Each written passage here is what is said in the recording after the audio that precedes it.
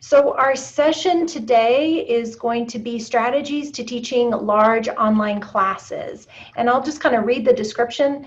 Engaging and connecting with students in a large class remotely has its unique challenges. And join the panel discussion on strategies to assist you with these challenges. Tips and tricks to keep students engaged and learning will be discussed. So I am Christina Churchill, and I'm the Academic Technology Director for the School of Business, and I will be moderating this session.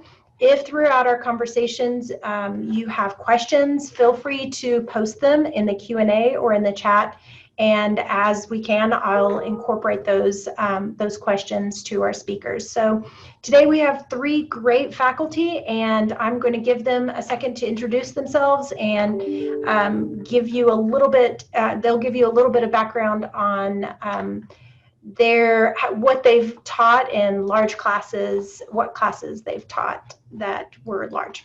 Okay, Robert Hunt, if you would like to start. Yeah, so Robert Hunt, I'm in the relevant part of where I'm teaching is the Perkins School of Theology. And my experience in large classes has been primarily with what we call our hybrid courses, and that are supposedly in Houston, meaning when they meet in class, they meet in Houston, but students fly in for them. So, these courses typically have 30 or more students. And so that's the large ones that I have taught for about the last 2 years. Yeah, and that's my basic experience with it. I've been doing online a little bit longer, but in an institution where we intentionally kept online small. Yeah. Great. Bivin? Oh, you're muted.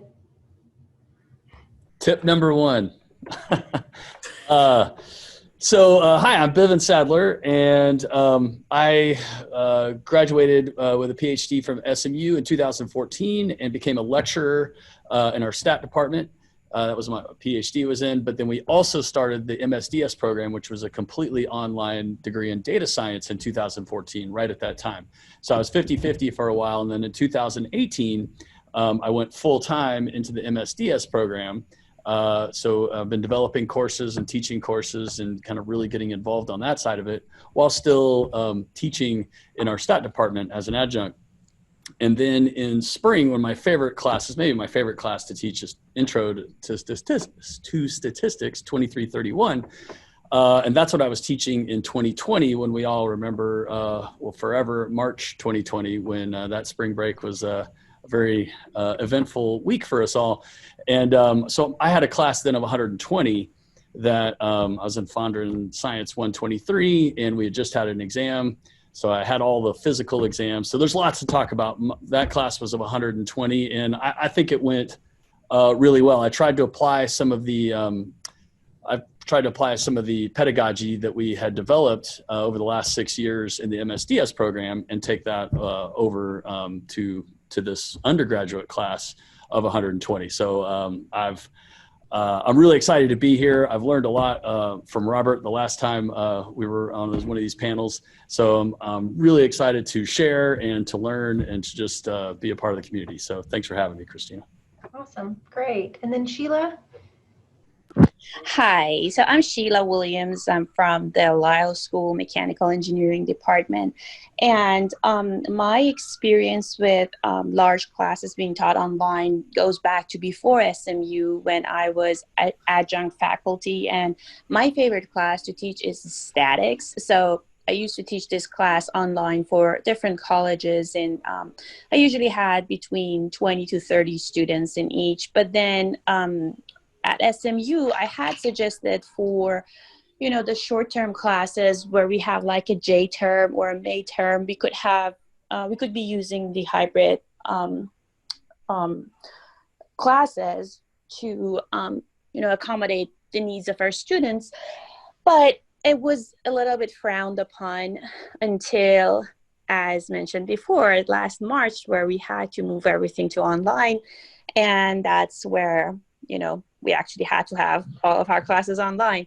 And moving to the next semester, I will be teaching online as well. So I will be on campus. So my class sizes are 30 and so in mechanical engineering. Okay, thank you. So sometimes I wonder, is teaching an online class remotely any different than teaching a large class face to face? And can you kind of talk about that? Like, do you feel like that there are differences? Are there advantages and disadvantages towards the different mediums of delivery? And whoever would like to answer can just jump in. I'll start off. Oh, go ahead, Sheila. Go ahead. Well, I'm just going to say, yes, I think there's a big difference. It's whether the class is 30 or up to 120. In a classroom setting in a nice lecture hall, you can scan the class pretty quickly and get an idea of who's engaged and who's not engaged and when people are tuning out. And in a webinar setting, you can't even see their faces.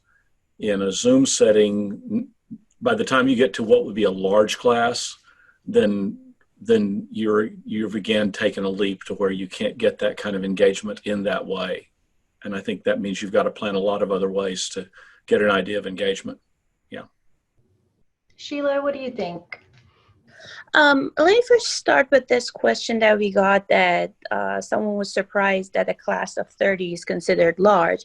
Now, in the engineering department, we are trying to have a small, intimate setting in the classrooms, and we try to engage with students as much as possible to make sure that everyone is following. So for us, when it comes to 30, 40, 50, that becomes a very large classroom. Now, in terms of what you have to do as an instructor, maybe it's not much different when you have 30 or 50 students in your class, but from what we want to do, students choose our engineering degrees because of the class sizes that are smaller and the chance that they get to engage with the professors as much as they can. So that's why we consider 30 a little bit big. It's not too large of a classroom, of course, but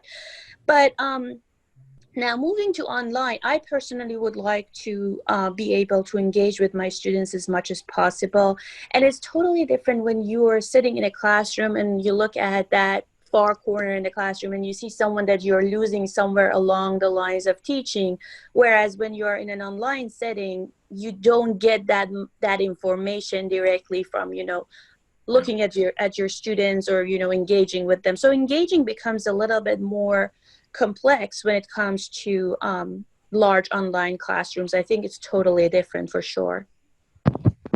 I do want to explain a little bit on some technicalities of Zoom. So right now with the typical device, you can look at gallery view, and I believe it's limited to about 25 students.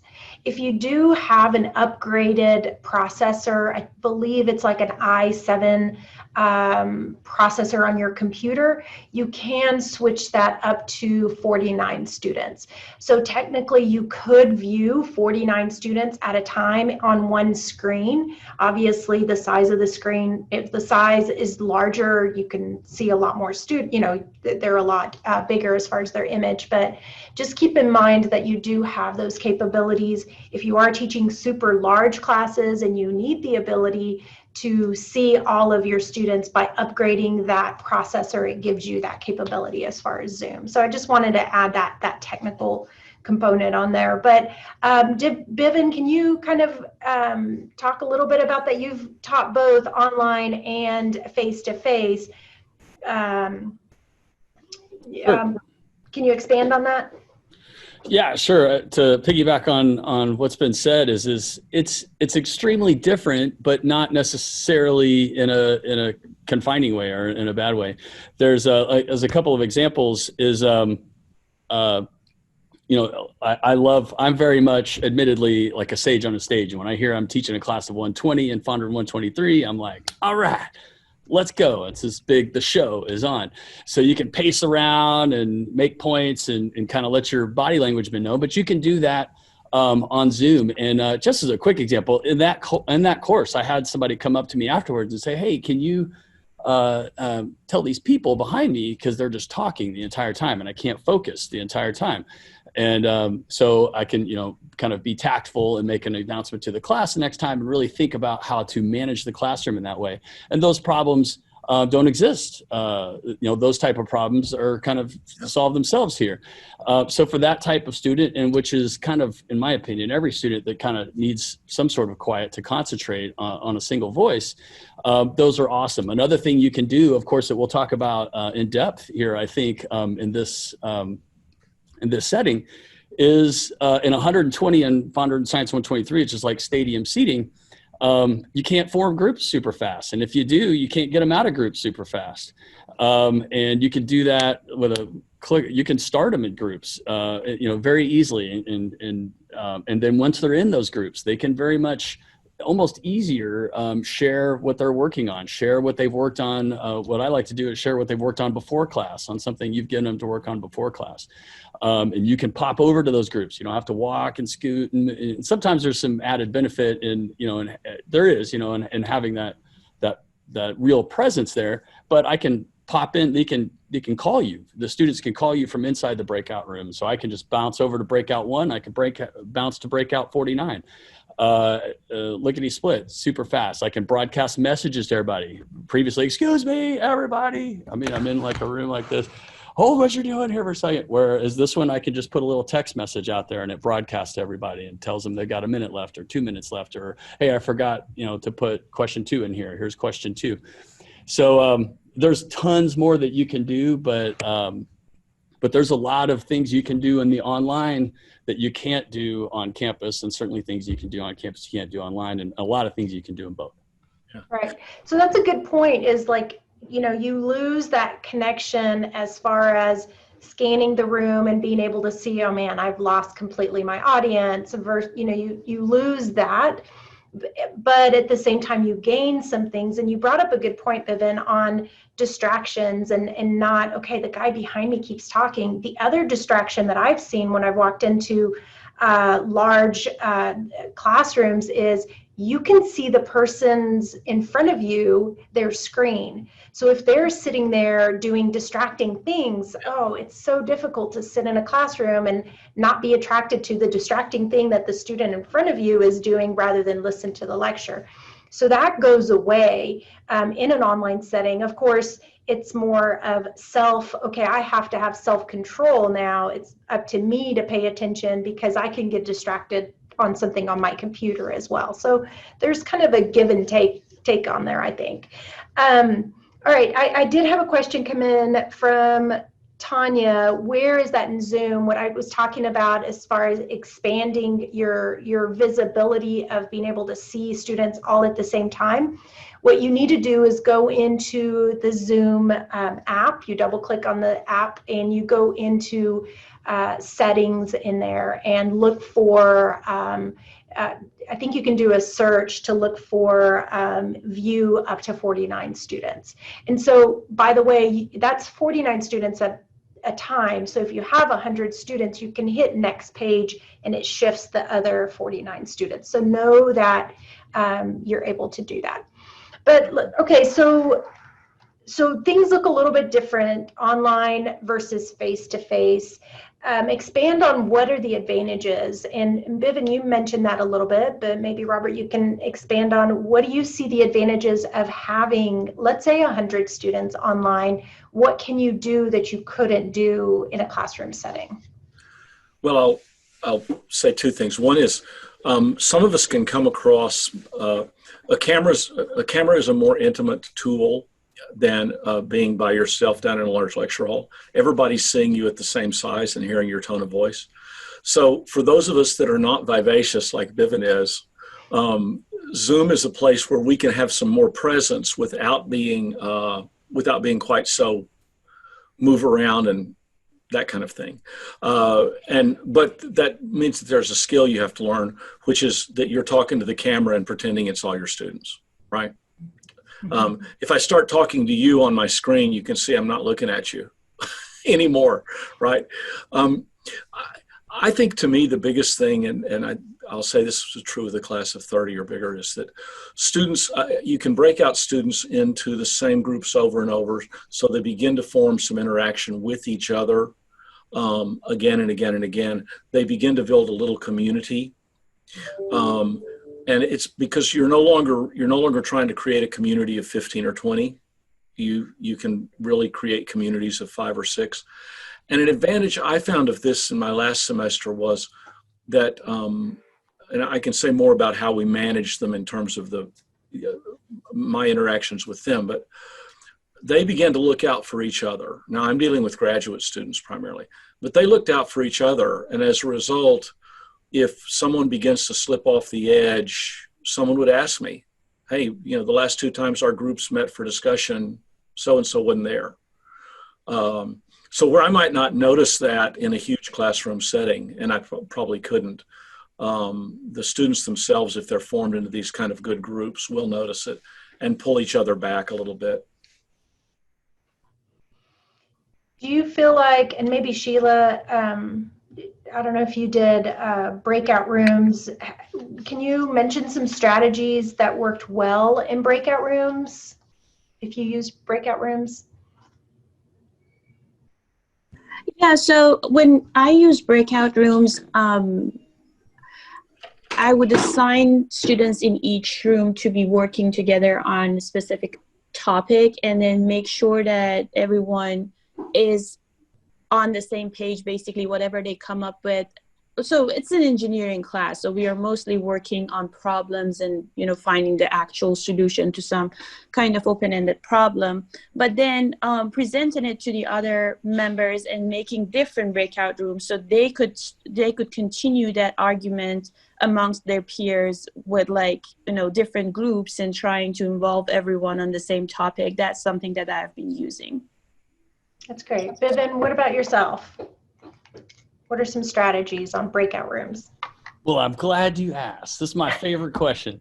So like I said, I was trying to take some of the pedagogy that we're all familiar with, this reverse classroom, but really, admittedly, over 6 years, maybe I've just finally embraced it or finally figured out how to make it work, but I employ it everywhere. I've made a couple of courses now in our program from start to finish.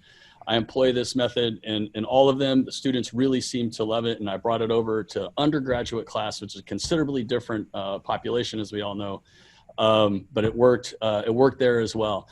And if I can do this super fast, I don't want to get stuck in the weeds, but may I share my screen, Christina?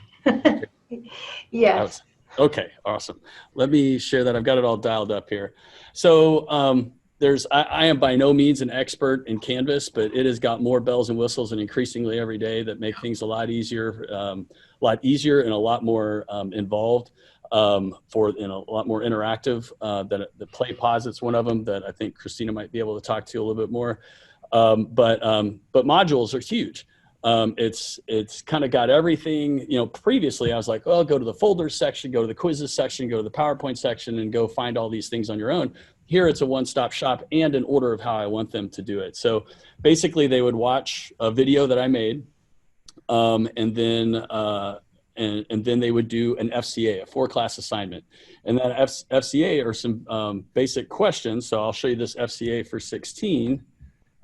This is FCA 16. This is the solution slide, but I can show you basically what would happen is they'd say, hey, step 1, just read this. And I had a data set that I give them. It's a stats course. So they go and they're looking for linear correlation in this data set.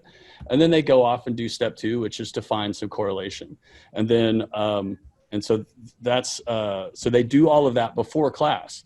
So one way, I think Robert was talking about how to, there's a challenge, or of course it kind of makes sense. It's a challenge in looking at all these students at the same time. It's a challenge to lecture to 120 students when I can only see 25 or 40 of them at the same time. So one way to get around that is not to lecture in the Zoom, and that is lecture in these async, not to never do it, but to take them to the asynchronous material. That's this video. Then they do this assignment. Now they're invested. I have them spend about an hour or two. My TA goes through class to make sure. I had 4 TAs, but they go through and make sure that everyone has attempted the problem, not done it correctly. They're not checking for correctness. They're checking for completion. And they get a large portion of their grade. 20% is based on just completing these and coming to class prepared. And it starts very early. When somebody misses it, We give them an email, we give them a 0 pretty quick. They can still fix that 0 to become something better, but we let them know somebody's watching and that it will count immediately against them. And that showed very effective to get everybody on board. But they do the async, they do this 4-class assignment. This isn't here before class. This is what happened. I put the solution to that after class. Yeah. They come to class, immediately go to a breakout. To Robert's point, 2 or 3 or 4 people in a breakout, they present their solution to the problem. Some people did it. Some people, they become teachers, they become students, and now they're not in a classroom of 49 or 40 or 120. They're in a little breakout room of 2 or 3 or 4. And if that's the same people, they get to know, you're creating communities, they get to know each other, feel very comfortable, and present their PowerPoint, which may have different solutions, and they can learn from each other. Then we come back in, I present them the solution. They're invested in it. They have questions already. We have a nice little discussion. I field those through the chat. And then, or on the PowerPoint, it says any questions you have. So I can see those questions as well. And then after class, we do that twice. We have a breakout, talk about it, solution, breakout, talk about it, solution. Then the quiz is something for them to take home and do on their own. And then we go on to the next one. I kind of did this one. So later, Robert and I did something on videos earlier, which I learned a lot from it and had a blast. Thanks again, Robert. But you want to break your videos into smaller pieces. But this was me later on breaking them into much smaller pieces. But still, we had that's the PowerPoint, have a bunch of async material. Here's the FCA for lecture 19, and then they did a quiz. And that is how I ran most every class. And you can lecture a little bit and questions will come up and you'll say, oh, let me show you a little bit of example. Let's go back into breakout. So lots more to say about that, but that's in a nutshell. Well, and I love that. I've gotten a lot of questions on, well, how can I make sure I've created all this asynchronous material? How can I make sure that they watch that material? And I think I love the way you did that on giving them a task to do after they watch that and make sure that that task is completed before class starts. So then they're more engaged. You'd hate students to just join and they never did any of the homework or the videos, and then it disconnects your class as far as delivery. So that's awesome. Robert, would you like to add? Well, I was going to jump in one thing to say what Bivin said again. I love Canvas for this linear way that I can put the students through the paces, right? And the more finely grained it is, the better they respond to it. And this insertion of quizzes and tasks, I put up short videos and I use a Panopto to put a quiz in, or PlayPosit. PlayPosit has some tools that Panopto doesn't have. Either way, I know if the student has at least finished the video and taken the quiz. Mm-hmm. So I get a little feedback. The other thing I've found is that some of these videos are a way for me, prior to the whole course beginning, are a way for the students to know who I am and engage with me a little bit. And so I think that creates a little bit more of a sense of connection, especially for a fully online course where we're just not going to see each other face to face. So we're doing everything about that sort of connection. And now this, at some point you get 120 students in class. Yeah, you might do it. Ask the student to put a video up, introduction to them. If you've got 120, tell them absolutely 45 seconds is all you get. But that can also create a sense of connection. I've talked about me, you've talked about you. You can't do that when everybody's sitting in a classroom. That's, right. That's a non-starter. So. Absolutely. And by the way, for the participants, I do want to say, if you're interested in PlayPosit is a software that allows you to embed questions and activities within your videos that you create. You can just submit a ticket to help@smu.edu and let them know you're interested in PlayPosit, and someone will reach out to you and help you out through that. So I just wanted to let you know on that.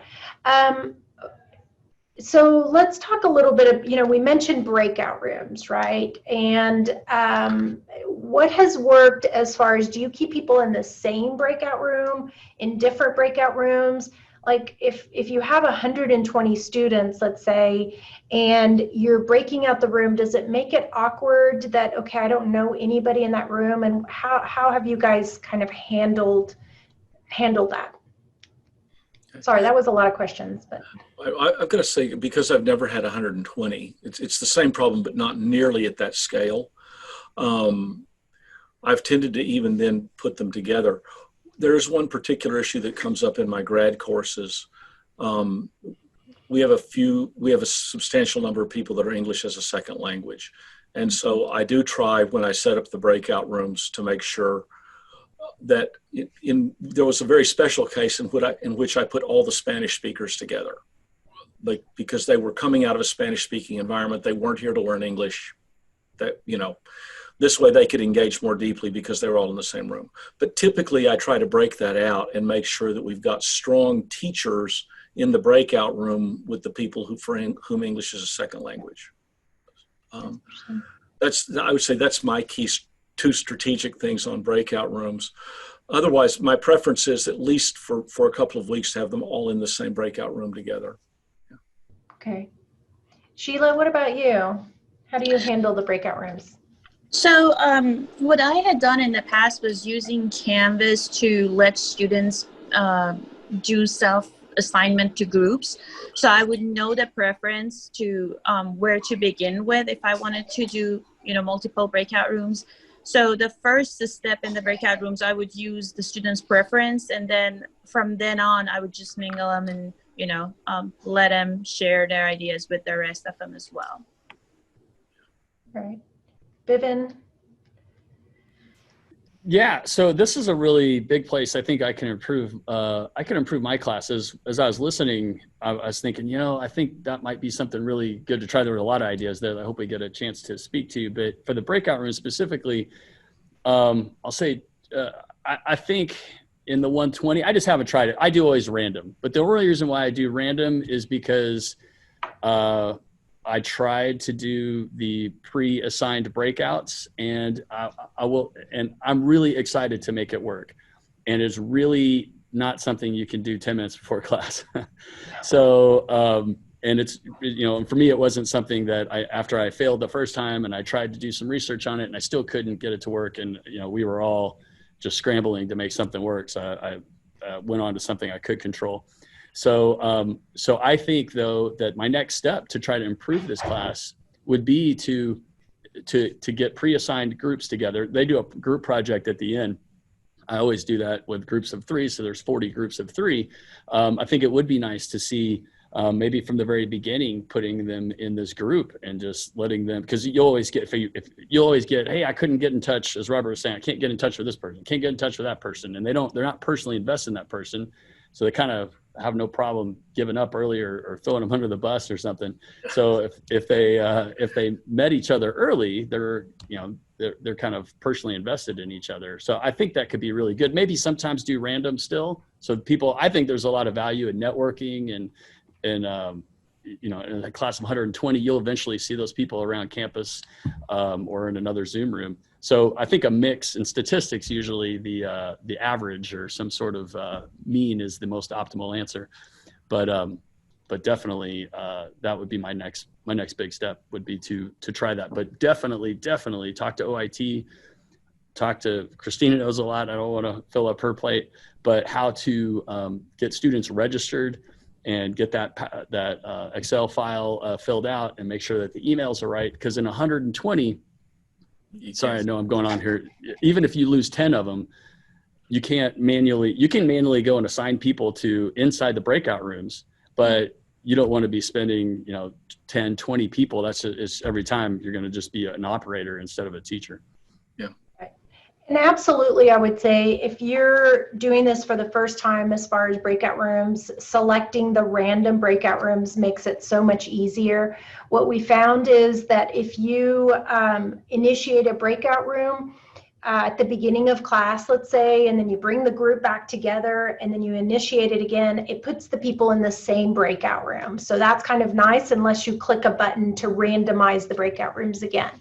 But I'm going to show you really quick. There's a couple things if you are doing breakout rooms and you want to do a pre-assigned breakout room, which for us at the School of Business, it's really a big deal because they'll do projects together. And so we needed to get that figured out early on so the faculty can have the breakout rooms started and they automatically went into the groups where they were working on the project.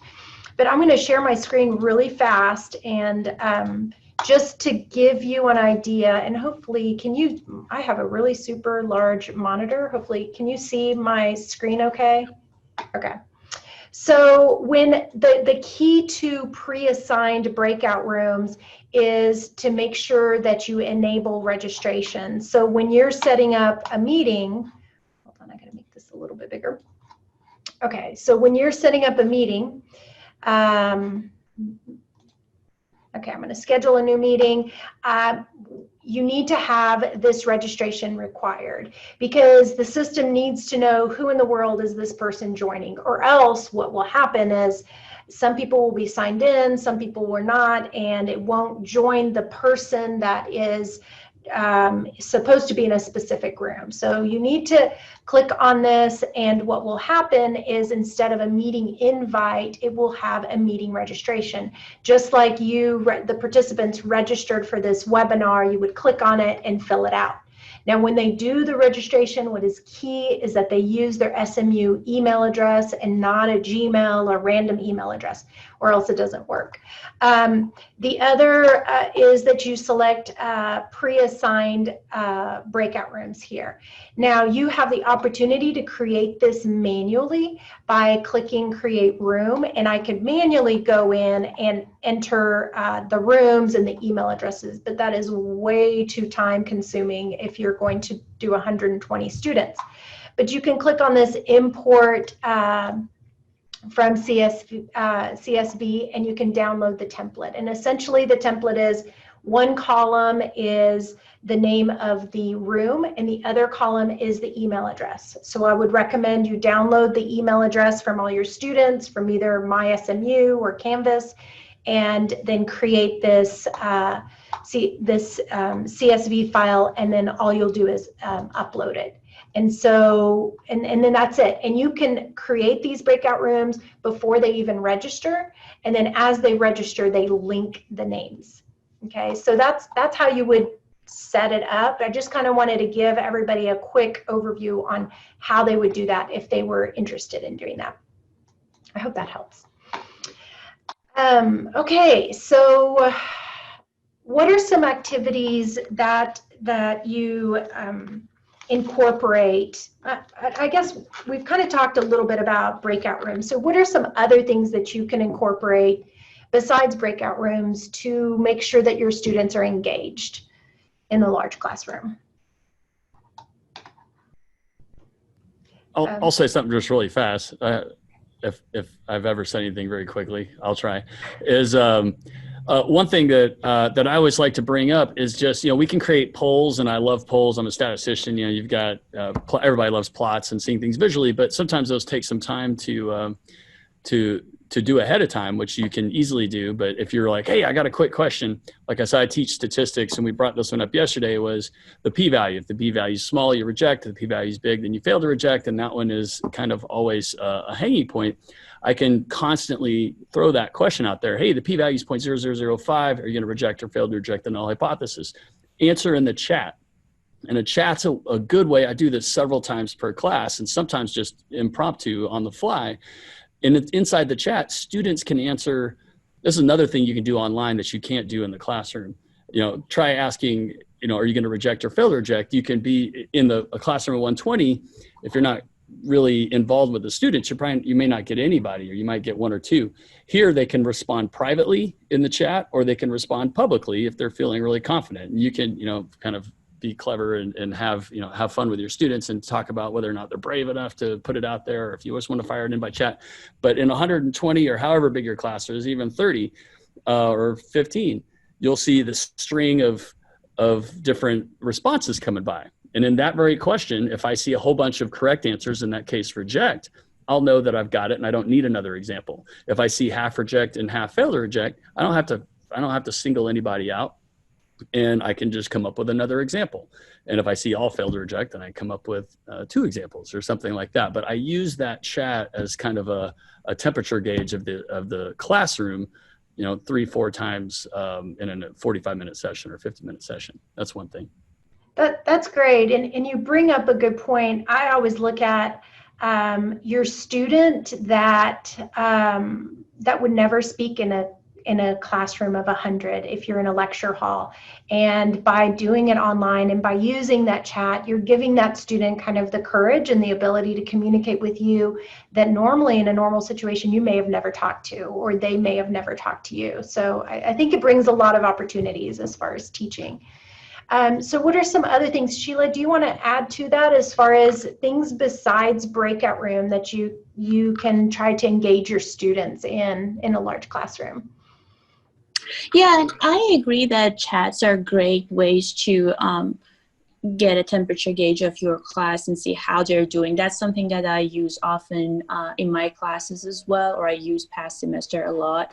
And from the students' feedback, they liked the way that they didn't have to, just expose their answers to the whole class and not be confident with what they're doing. They could just send a private message to me, or, they could just ask a quick question that might have sounded dumb to the rest of the class, although I always tell them no question is dumb in this class. You can ask whatever that you need to ask.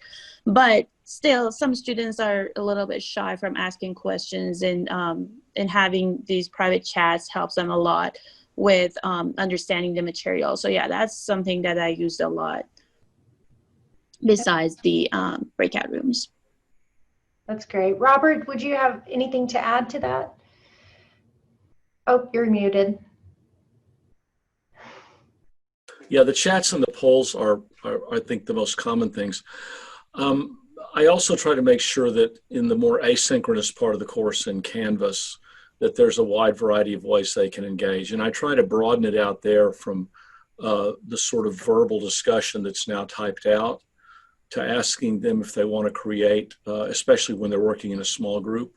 One, of course, they can, even though it's asynchronous from the standpoint of the whole class, the group itself can set up a synchronous time to meet, right, to work on a project. And we're going to be doing some of that this semester with groups. And it'll be a bit of an experiment to see whether it works when nobody knows where they are and they're from all over the United States.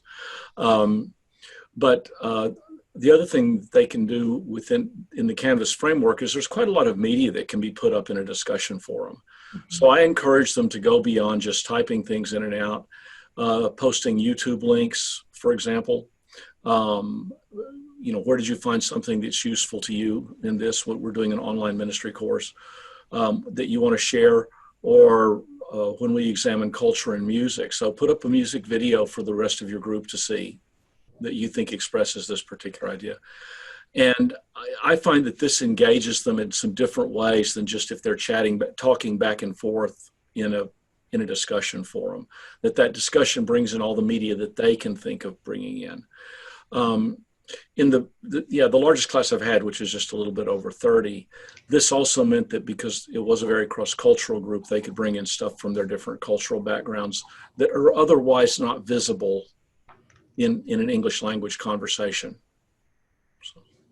That's great. And you bring up a good point, discussion forums. We do have a session later on this week that I'm actually running as incorporating discussions through Canvas within your course, and really how you can expand that. You're actually expanding the learning time, right? So it goes away from I go to class and I have class during this time, but now you're expanding outside of those hours, and students are learning and discussing beyond the classroom. So that's a great point. And if you are interested in any of that, if you look online, I will be doing a session. There was a question on passcodes, and I wanted to clarify the passcodes versus registration. You still, yes, are recommended to use your passcode. Please do not use waiting rooms when you're setting up your Canvas or your Zoom session, because what we found is that it's easy for people to get disconnected, and especially if you have a large class of 100, someone may drop off and have to join. If you have the waiting room turned on, they'll be sitting in the waiting room until you notice to let them in. So Zoom will be requiring either waiting room or passcode. So you do want to turn that on, but that does not affect the registration. So if you're wanting to do pre-assigned breakout rooms, you can still turn on that registration and turn on that passcode. So I did want to make sure we had that clarified for those of you out there. One thing that we didn't cover, and I would be interested in knowing how you guys handle it, is do you use the group assignments section within your course, and how does that work? What are the things that you found were great or maybe not so great? Do any of you use those features? So I've used group assignments within Canvas, and I've got to say it's been a mixed bag so far. All the usual problems of having a group assignment appear, and which is the student who doesn't do any work and the students who do all the work, and that it doesn't matter whether it's organized in Canvas or any other way. There is one thing that I finally worked out that was pretty effective, which was I broke down the group assignments into a series of discrete steps, and the students had to report individually on these steps. So the result was that the student who's not participating, I can see, right? That I break the group assignments broken down into a set of discrete individual assignments. And that means that I can also see the student who really worked all the way through it, or the 3 or 4 who worked all the way through it and got to the right place at the end. And they're not dragged down by the fact that there was somebody who obviously bailed halfway through. Or if it was something where really everybody had to do their part, then I can see who did the work and who didn't. That's my best advice on that. Otherwise, it has been awkward for my students to try to do assignments as a group together. But I have to say I'm primarily dealing with professionals that have families and work. Mm-hmm. So they don't have the time that undergraduates sometimes have to just carve it out and say, we can work at this time. Their ability to find a common time, even when there's only 5 of them, is quite limited. That's great. Bivin or Sheila, do you have any? What I do is I use group assignments, but in order to make sure that everyone has participated, I choose randomly. I tell them I choose randomly who's going to explain the work to me. Or to the rest of the class. So this way they all have to be, prepared and make sure that they all know what has been done in the project. And I will always include a kind of assessment at the end that all the group does self-assessment and the other members, and, how they could have been a better participant in the group project. So that way I try to make sure that I get good feedback from my students and also make sure that everyone is involved in, doing a group assignment. Perfect. Yeah, that's great. Bivin, what about yourself? Awesome. Yeah, this has been it's one of my favorite parts. I usually have all the projects displayed and use Trig and have different professors come by, but of course couldn't do that in the fall. So something I did in our MSDS program is you can use Zoom from the student point of view for recording. They all have the same abilities to do recording. And, I used to have them do Camtasia and QuickTime and have to do all this education. They've become experts in Zoom as well.